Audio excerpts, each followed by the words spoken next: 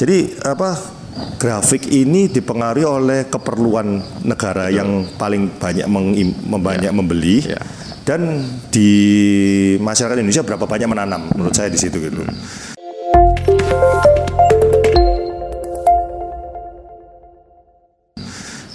Dan kita kemitraan petani ini, saya berusaha menjelaskan semua ini ke petani, ke level petani dan menjelaskan ini jadi seperti ini. Dan Ambico sendiri sih stabil. Kita soalnya bukan mengandalkan ekspor, kita kan juga membuat produk. Jadi kita perlunya segini. Harga pun akan kita sesuaikan. Kalau misalnya di luar berapa, kita akan beli segini. Dan kita termasuk tentunya kalau berkolaborasi atau bermitra dengan petani kan tentunya petani-petani yang didorong untuk mempunyai registrasi kebun itu pasti itu soalnya pertama untuk mendaftarkan petani itu tanahnya berapa luasnya kontrol. Karena target saya berikutnya dengan kolaborasi dengan Ambico ini bukan cuma jual beli ini, ubinya Indonesia itu masih kalah dengan ubinya Jepang, Pak. Ubinya Indonesia dari 1 kilo cuman bisa membuat tepung glukomanan ini 60 gram. Jadi dari 1 kilo hanya 60 gram. 6%. Seberapa mutunya kalau 60%? Yang 85 ini, 85% ini. Yang kemudian 85% ini hanya 6%, Pak. Kalau Jepang 6% ya bukan? Kalau Jepang itu terbanggu di dunia itu 10% sampai 11%. Indonesia harus develop seperti itu, Pak, di masa depan. Jadi pertama petani harus kita kolaborasi dengan petaninya yang ada di Indonesia ini untuk mengelola pertama bibit. Bibitnya harus benar. Terus ubi yang disuplai ke Ambico harus umur 3 tahun. Terus harus ukurannya jangan terlalu besar karena besar itu rendemennya malah rendah. Ukurannya kira-kira sampai 2 kilo, dari 600 gram sampai 2 kilo kita rapikan, terus bungkusnya juga kita rapikan. Dan ternyata tahun ini kita bisa naik sampai 6,5% dengan disiplin seperti itu saja. Baru disiplin saja ya, Pak. Baru disiplin umur ubi dan disiplin ukur ubi. Naik kualitas ya. Naik 6,5% kira-kira rendemennya. Cuman ini masih di bawah China. China 7%, Pak. 7 sampai 7,5. Tapi bisa lah. Bisa.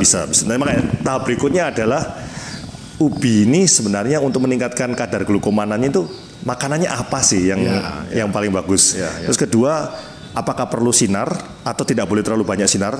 Yang pasti tidak boleh terlalu banyak air. Terus gimana caranya kita mau develop? Dan kita kebetulan ada kenal juga petani dari Jepang yang siap membantu untuk develop produk. Karena mereka sendiri juga kepingin belajar. Sifat ubinya yang di konjak yang di Jepang sama Indonesia itu beda total gitu. Jadi kita kepinginnya masa depan seperti itu. Nanti kalau kita ada prototipe satu daerah, kalau daerah itu ternyata caranya gini, kita coba sebarkan ilmu ini ke petani yang kolaborasi dengan Ambico sih. Jadi tepung ada berapa macam tepung ini, Pak? Kita sih pada dasarnya yang dipakai untuk bahan baku ini 85% ini. Terus ini untuk jelly ini mes 100 untuk sendiri ya? Untuk sendiri. Ini untuk jelly yang mes 100 jadi kecil, jadi benar-benar dicampur untuk jelly. Terus ini untuk farmasi sih biasanya sampai 90% kemurniannya. Tapi yang coba diekspor yang mana? Kita waktu ekspor itu 2 ini. Jadi yang kadar kemurnian 70% dan kadar kemurnian 85%. Kita ekspor 2 ini kemarin. Ekspor yang ini apa ini digunakan? Yang ini enggak, yang bahan baku ini bentuknya tipe ini. Terus sama ini ya kemarin yang ini yang Indonesia. Cuman sebenarnya yang 70% ini sudah bisa dipakai sebenarnya. Nggak perlu susah-susah sampai buat 85% sebenarnya. Bisa dipakai sebenarnya sudah. Kembali ke tadi petani-petani tadi. Gimana? Berapa banyak petani Jadi kita sebenarnya di daerah mana saja? Jadi Ambico sekarang kita sudah kerja segini luas. Kita kerjasama sama beberapa petani kayak seperti di Jember, di Trenggalek, Blitar nggak ada, sudah nggak ada. Trenggalek, Jember, Trenggalek, Pacitan.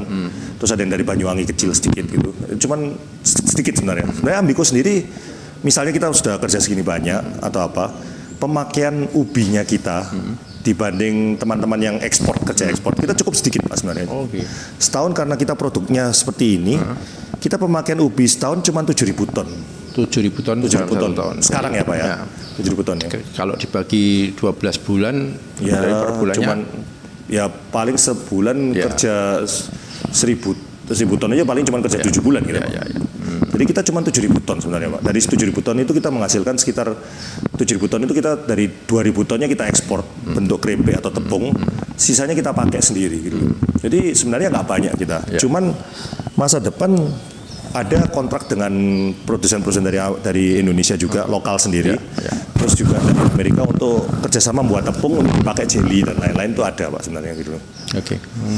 Jadi sebenarnya pemakaian kita kalau dibanding teman-teman yang kerja ekspor, itu pemakaian mereka mungkin setahun itu bisa 20.000 ton, 30.000 ton itu bisa sebenarnya Pak mereka. Gitu ya. Karena mereka memang marketnya China lebih besar. Nah, sekarang kita bicara market China.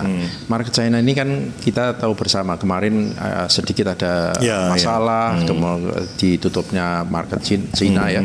Kemudian kita sudah mulai bisa membuka kembali pasar ke sana, tapi dengan catatan tentunya bagus catatannya. Harus bagus ya. Kita bisa masuk sana harus terregistrasi baik rumah kemasnya, terkontrol, baik rumah kemas maupun si kebunnya itu sendiri kan. Jadi kayak traceability. Jadi contohnya yang sering saya kirim kemarin waktu produk kita kirim, nomor lot ini petaninya siapa. Itu kadang-kadang disidak ya seperti itu Pak. Jadi tapi karena dengan GACC dengan GAP kita bisa mengeluarkan data itu. Jadi memang itu yang diinginkan oleh pasar internasional. Jadi kita bisa menunjukkan bahwa kita berkualitas dong. Produksi produk-produk yang dilakukan oleh petani ini memang produk-produk yang berkualitas. Indonesia yang pertama Pak bisa gitu saya lihat. Itu luar biasa itu Pak sebenarnya. Kita bisa membuktikan bahwa kita bisa. Sekarang maksud saya ketika ini China sudah bisa membuka lagi, tapi tentunya kita juga tidak bisa terlena dengan pasar China saja.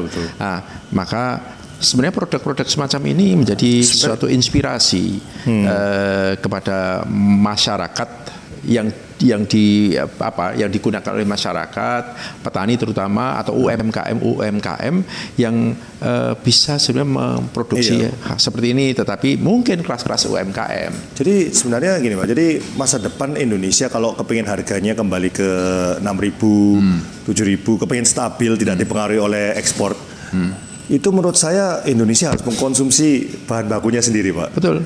Itu paling utama. Dengan begitu istilahnya kalau perusahaan negara lain kepingin beli dari kita, mereka akan lihat harga jualnya di kita itu berapa gitu. Betul. Nah sekarang terus terang masih tergantung dengan harga beli ekspor. Betul. Jadi kita mau nggak mau tergantung dari misalnya China lagi perlu harganya naik. China tidak perlu harganya turun. Itu sudah pasti itu. Makanya sudah pasti jadi itu, Pak. Kalau kami ini tentunya mendorong kepada UMKM untuk bisa memproduksi tidak hanya pada UMKM, tentunya untuk untuk para rumah kemas, para produsen-produsen olahan porang ini, pabrikan-pabrikan besar ini untuk memproduksi seperti ini. Penting, Pak. Dan kemudian ya harapan kami ditularkan kepada para UMKM supaya bisa memproduksi ya tentunya kelas-kelas yang berbeda untuk produksi di dalam negeri sekaligus menyehatkan masyarakat. Saya setuju Pak. Cuman ada satu ini Pak. Jadi ubi porang ini beda dengan ubi tapioka, ubi singkong atau gitu. Seperti yang saya bilang, dari ubinya itu sendiri cuma 6% yang bisa dipakai tepungnya. Kalau bentuk kering ya. Cuman kenapa ubi ini kan berbahaya? Mungkin sudah mulai banyak media dan ngomong ubi ini mengandung asam oksalat yang tinggi. Asam oksalat sendiri sebenarnya nggak racun, Pak. Bukan racun. Dalam kita manusia perlu asam oksalat, tapi dengan kadar yang tertentu. Contohnya kayak sayur-sayuran kayak bayam sendiri pun ada asam oksalatnya. Tapi asam oksalat dalam ubi ini sangat tinggi. Jadi sebenarnya ubi ini misalnya langsung dipotong, langsung dikonsumsi itu tidak bisa.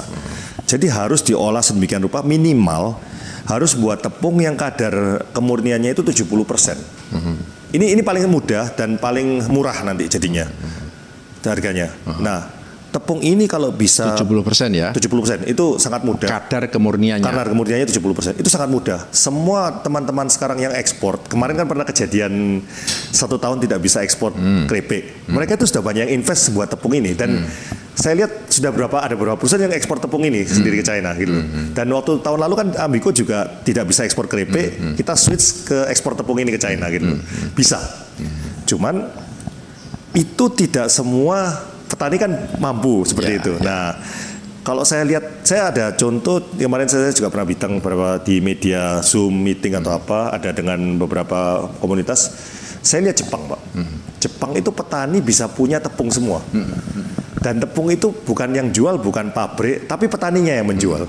Dia punya alat ya sederhana mungkin ya. Image-nya seperti itu. Ternyata bukan.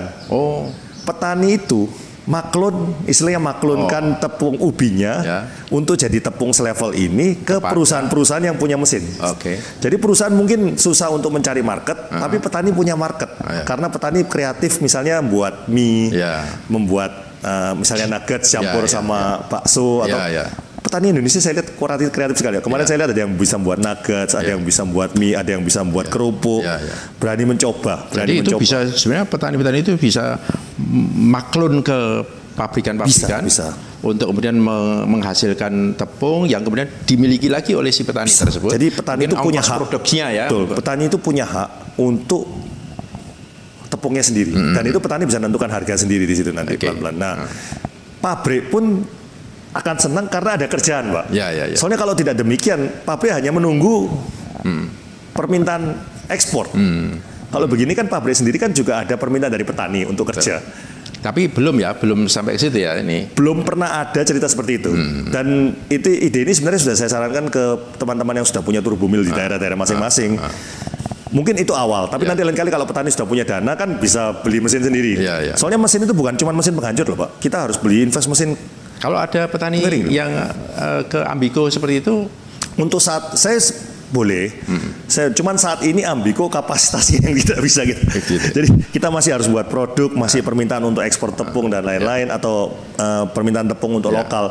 Kapasitas Ambico sendiri masih maksimal. Cuman memang Ambico ada rencana akhir tahun ini mau mendirikan pabrik baru yang kapasitasnya mungkin bisa 3 kali lipatnya sekarang untuk membuat tepung dan keripik lebih banyak lagi. Nah, berarti kan kesempatan untuk mendapatkan bahan baku dari petani kan semakin besar. Dan kita sendiri juga menyerap akan lebih banyak dari petani juga di masa depan. Cuman itu kan kalau saya lihat luasnya peta pertanian Indonesia saat ini, Pak. Memang saya kemarin waktu ikut meeting sama Bapak kan saya lihat yang terdaftar di GAP kan kelihatan petaninya yang terdaftar. Itu sudah setara China, Pak. Gitu ya. Sudah setara. Itu yang baru terdaftar ya. Itu sudah setara China. Terdaftar padahal masih banyak. Masih banyak. Itu sudah setara China. Cara antisipasinya adalah dengan mendorong teman-teman pabrikan seperti Ambico ini terus berkreasi, kolaborasi dengan petani, menciptakan produk-produk seperti ini yang tidak tergantung dengan pasar di China mestinya. Betul. Jadi soalnya saya lihat yang kreatif malah petaninya, Pak. Saya akhir-akhir ini kan petani memang berusaha menciptakan produk. Dan akan tidak tergantung dengan pasaran dan lain-lain. Jadi mereka sendiri yang akan membuat pasar. Itu saya setuju, Pak. Jadi memang salah satu menyelamatkan orang Indonesia untuk dikonsumsi sendiri itu. Dan kreatif malah kebanyakan petaninya. Pabrikan terbiasa dengan ekspor. Ambico lain ya, Ambico kita punya produk. Tapi kalau saya lihat teman-teman pabrikan yang penyerapan ubinya itu lebih besar daripada Ambico, mereka terbiasa membuat produk untuk ekspor. Nah, untuk mencari market itu yang level 70 ini itu market di Indonesia, pabrik-pabrik besar di Indonesia, makanan di Indonesia itu masih develop. Mereka kan nggak boleh sembarangan, Pak. Tidak boleh sembarangan untuk memproduksi produk karena punya tanggung jawab perusahaan.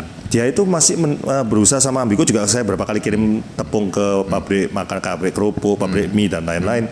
Itu mereka masih develop gimana cara pakainya. Jadi masih perlu mungkin 1 tahun 2 tahun untuk develop untuk bisa membuat produk baru gitu.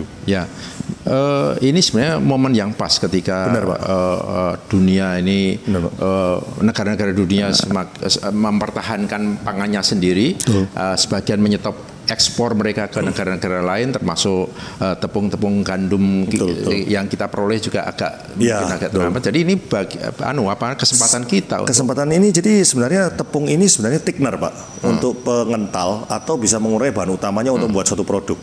Nah, kan hydrochloride itu tepung yang mengikat air. Nah, di dunia ini ada beberapa hydrochloride, contohnya guar gum namanya, santan gum.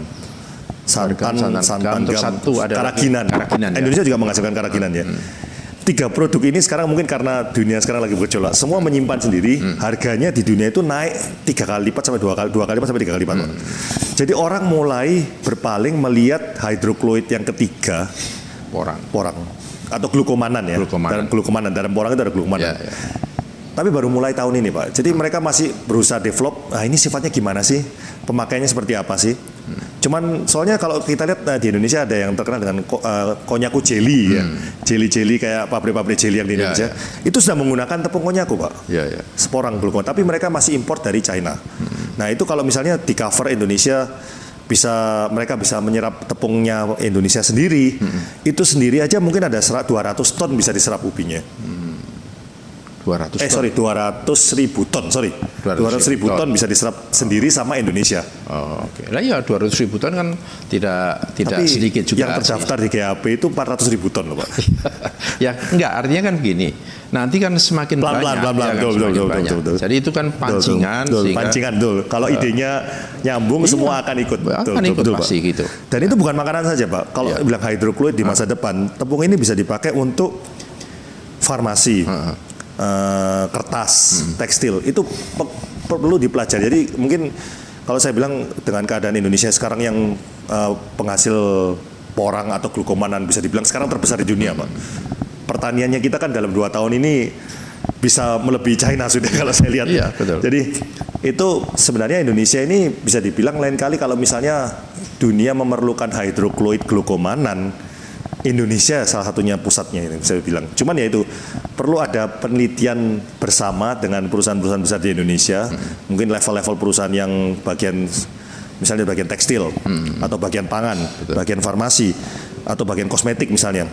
Tepung hidrokloidnya Indonesia, hidrokloid porang ini gimana cara mengaplikasikannya dalam produk sehari-hari. Itu perlu ada penelitian dan juga mungkin dari negara, dari universitas kita kerjasama bersama untuk membuat produk ini. Misalnya versi UMKM itu gimana, versi kelas level farmasi itu bagaimana, versi level apa itu perlu ada penelitian lagi Pak. Dan saya bilang ini jalannya tidak singkat Pak, tidak 1 tahun 2 tahun, tapi ada harapan besar karena Indonesia penghasilnya sekarang lebih besar dari China kalau saya lihat. Ya. Oke, jadi dari diskusi atau dari ngobrol kita sekarang ini, saya ingin menyampaikan kalau ada petani-petani yang menonton ini, kita menyemangati petani, jangan patah arang karena masa depan untuk porang itu masih bagus Pak. Masih sangat terbuka dengan produk-produk seperti ini. Saya perlu sarankan pada petani, jangan lihat 1 tahun ini, tahun depan atau apa. Kira-kira 5 tahun ke depan mungkin kalau setelah Indonesia bisa menyerap sendiri produk-produknya kita, mungkin harga bisa kembali ke yang mungkin 6.000 ya. 6.000. Kalau mungkin 18.000 lagi sudah nggak mungkin saya bilang. Tapi kalau kembali ke stabil sekitar 6.000-an itu bisa. Nah 3.000 ini sementara kita kalau kita masih mengandalkan ekspor. Itu masih bertahan seperti ini terus Pak. Karena mungkin Bapak tahu juga mereka juga menanam ubi juga banyak. Dan tahun ini Myanmar juga tidak bisa panen sama sekali Pak. Juga sama dan saya bisa berterima kasih kepada pemerintah juga bisa mendaftarkan GAP ini, memberikan semangat pada petani untuk mendaftar, terus dibantu GACC-nya dan lain-lain. Indonesia resmi pertama yang bisa ekspor ke China bentuk keripik oven. Myanmar baru menyusul 2 bulan lalu, tapi mereka dengan perlakuan yang sama tentunya. Iya, tapi lucunya petaninya tidak terdaftar masih. Oh gitu. Masih kacau pendaftarannya. Jadi Indonesia ini termasuk cepat menurut saya dan bisa dibantu luar biasa menurut saya. Dan di dunia mungkin pertama ini yang mendaftarkan porang. China sendiri nggak terdaftar loh Pak. China sendiri GAP-nya kita masih berbangga. Kita pertama di dunia yang bisa mendaftarkan ubi porang ini. Traceability dari petani sampai ke produsen sampai ke tepung itu Indonesia yang pertama ini.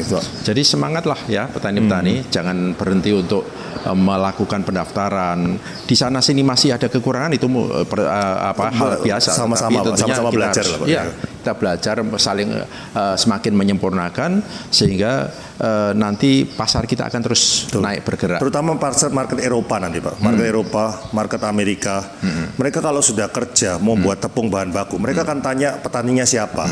Lahannya di mana? Tapi yang lebih menantang yang untuk pasar di dalam negeri sendiri untuk mengkreasi. Itu utama Pak. Kalau nggak gitu kita nggak bisa menguasai harga Pak. Betul. Jadi kita harus menguasai harga dari produk untuk memproduksi.